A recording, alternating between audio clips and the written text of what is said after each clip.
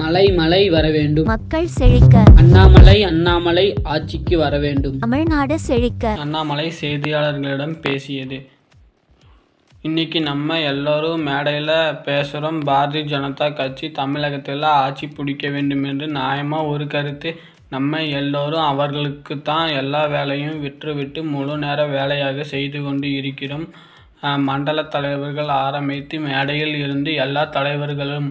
ஆனால் அது ஒரு கடினமான பாதை. அந்த பாதை ஒரு முள் பாதை. அதில் எளிமையாக நடக்க முடியாது. அரசியல் அரியணையை பிடிக்க வேண்டும் என்று பாரதிய ஜனதா கட்சி ஆட்சிக்கு கொண்டு வர வேண்டும் என்றால் பாரதிய ஜனதா கட்சி மக்கள் முன்னால் சொந்த பலத்தில் நிற்க வேண்டும் என்று.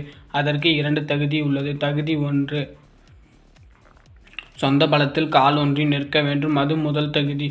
தகுதி 2, நமக்கு இருவரும் எதிரிதான். திமுக அதிமுக, அதில் எந்த சமரசமும் கிடையாது என்று அண்ணாமலை பேட்டியளித்தார்.